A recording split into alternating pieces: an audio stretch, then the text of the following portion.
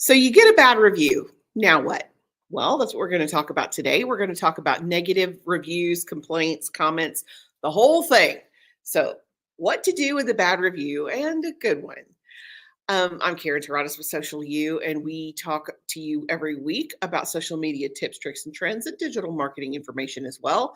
And this week, we want to talk about negative comments, negative reviews, because everybody has that happen to them. If you've been in business more than a minute, it's a likelihood, it's a probability it's going to happen. So I have it broken down into different categories. I want to talk about negative comments or complaints first. So first and foremost, your best defense is your best offense is a good defense. So don't do the football. I hope I'm saying that right. Pay attention to what's going on around you. That's the only way for you to respond quickly and really get on top of things if you know what's going to happen. So you definitely need to pay attention. Make sure that you're responding as soon as the comment or the complaint happens. Then you need to kind of gauge, is this really my fault? Is this something that I need to deal with myself? Not all the time. Sometimes people just want to vent. Sometimes it's very simple and you don't need to admit guilt of any kind.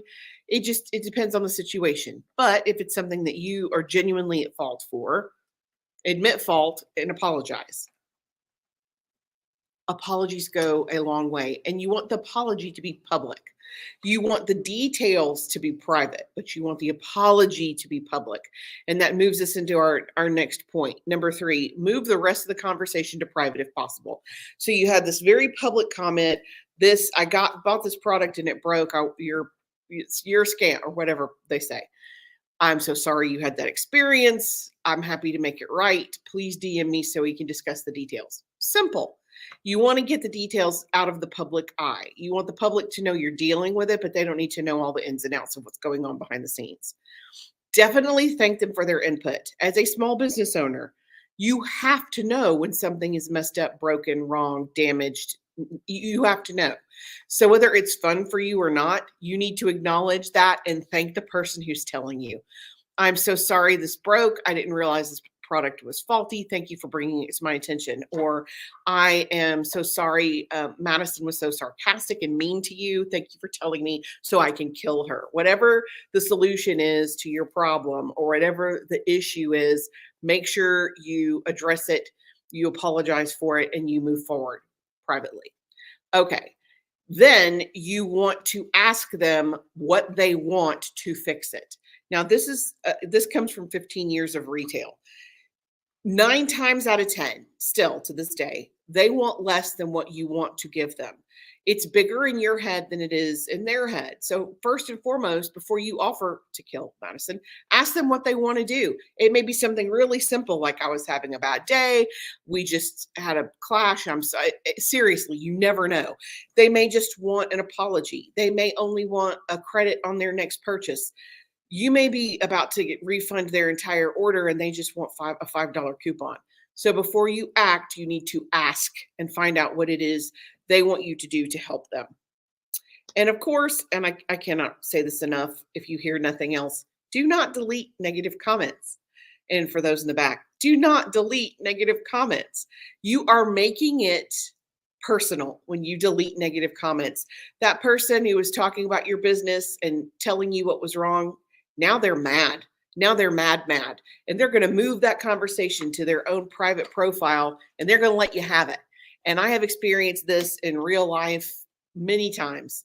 The worst experience I ever had with this was my very first, back in my brand new, we've been doing this for 15 years. So we're talking 2009.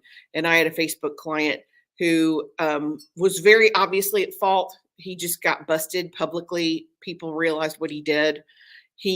He knew it was wrong, 100% knew it was wrong. So instead of addressing it publicly, he deleted a comment.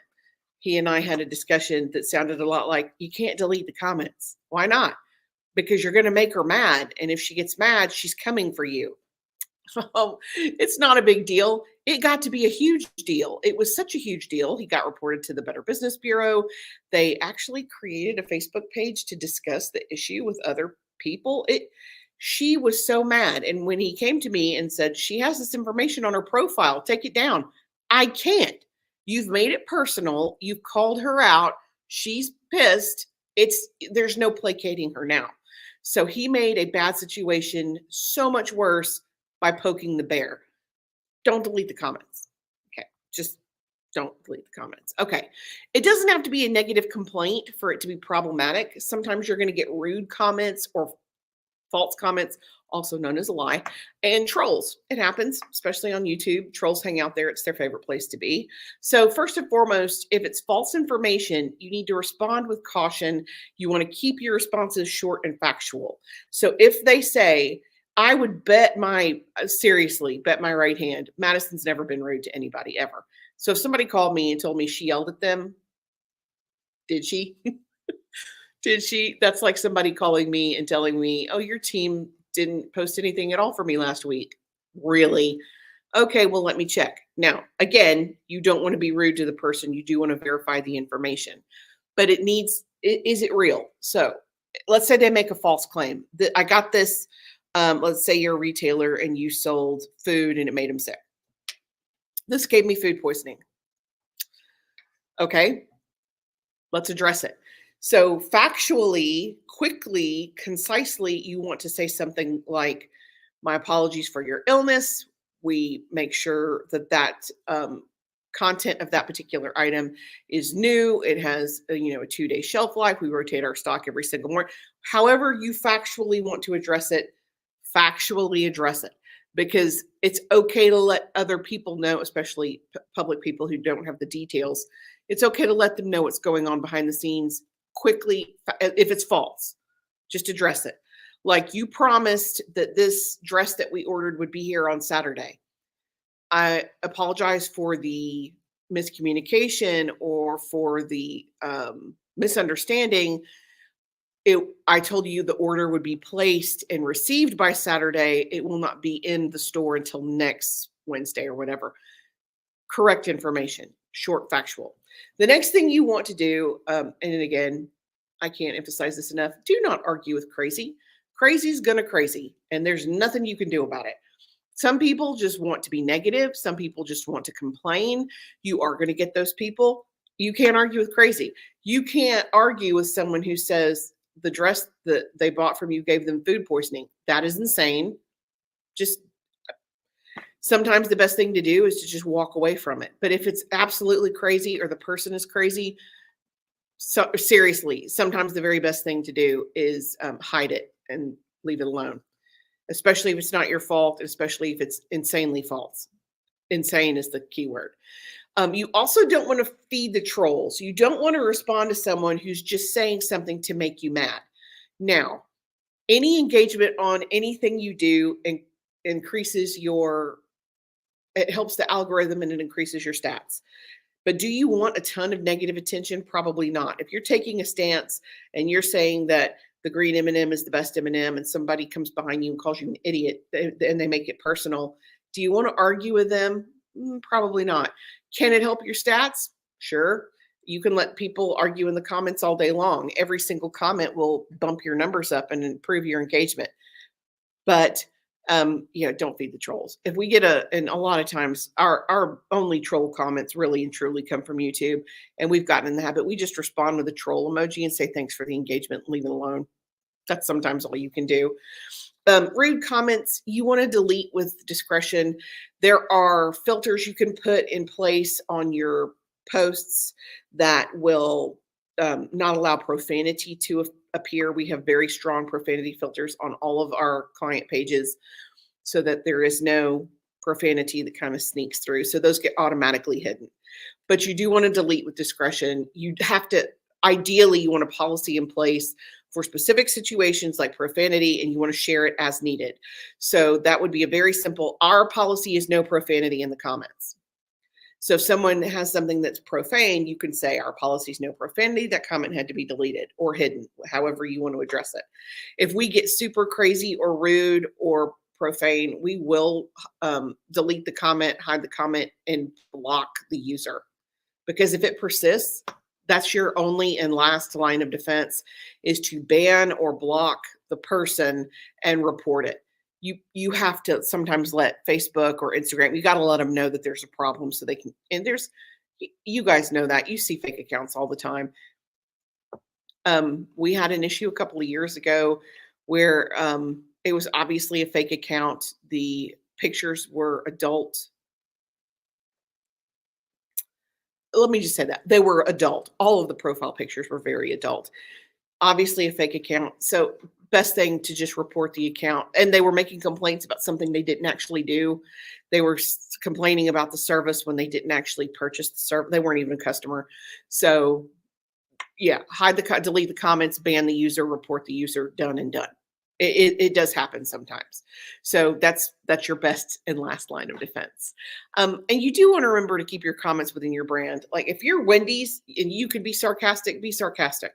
If you can be snarky, but respond like your brand would respond, because that's what it is. It's your brand. It's not just you. I can give you examples of complaints that have worked in our favor all day. And I can give you examples of ways that it was handled very well. We've worked with vendors in the past. We worked with someone who provides clothing. They had a very negative comment, and the way she handled it was just beautiful. She apologized for the person being upset, which didn't really acknowledge responsibility because it wasn't really her fault. She listed all the facts of the situation about this is the reality compared to what the person was saying, and then gave them options for to be fixed, and it absolutely helped. We had a couple of years ago, we had a retailer. They had a drive-through. There was a terrible complaint. Of course, all this stuff happened Sunday night at 10 p.m. The terrible complaint. Your drive-through had a nail in it, and my tire blew. So we responded. We contacted the owner. We responded quickly, minutes, so that because you don't want to leave a negative comment for too long. Well, as other people were seeing the comments, another person chimed in and said, you didn't roll over a nail. You hit the curb and your tire popped. You popped your own tire and you made the complaint. They were joking because they were friends, but they saw them. The person that made the complaint, the person that was making the comment was actually behind them in the drive-through. And they said, you just wanted free stuff. Ha ha. That they really thought they ran over a nail. It ended up being kind of funny. A lot more people commented, and they were so pleased at the way the retailer handled it so quickly and politely, and made sure that the person with the complaint was being taken care of, even though the complaint was not their fault and was out of their control. It really reflected positively on the vendor. So even complaints can come back and be good things for you. You just have to handle it well and pay attention, because you're never going to know if there's a problem if you're not paying attention. Seriously. So make sure that you're checking those apps so that you're getting the information quickly. And not all reviews are bad, even bad reviews, because bad reviews give customers a sense of what's the worst case scenario, what's the worst thing that happens, and that lets them understand what can go wrong with your product or your service, and how much it matters to you if they get a good service or good product. Plus, too many positive reviews makes you look fake. It looks like your mom went in and made a bunch of fake accounts and talked about you. When you have a negative review or a negative comment and you respond in a positive way and you handle it correctly, it really validates you as a business owner, and it validates your company, and it lets people know how you're going to handle the situation and take care of them. So negative comments can actually be a good thing, because it tells people how you treat your customers, and customers pay attention to that kind of stuff. And a lot of times your customers will defend it for you. We've had issues where I won't tell you the client, but we had a comment that was very negative comment, and the account manager let me know, and I said, let's just wait for a couple of minutes. And the people who follow that page are very devoted fans. They came for that commenter in a way we could not have. They defended the position. They let them know why they were wrong and why they should stop talking. And it was actually a beautiful sight to see. So sometimes your hardcore fans will actually run to your assistance. It doesn't always have to be you. But rest assured, negative comments, negative reviews, rude, it's going to happen. That's just the way it is, especially in this day and age. People are emboldened behind a keyboard. It's okay. It can absolutely be dealt with or fixed. Rest assured, it can be corrected. Thank you guys very much for joining me this morning. I will be back next week. What is our topic next week? We are going to talk about the worst social media nightmares. I am going to give you examples of some of the worst mistakes made this year. I have one in particular immediately top of mind because, man, I went down that rabbit hole in a big way. I'm going to talk to you about some of our team's mistakes because I think it's a good idea to know.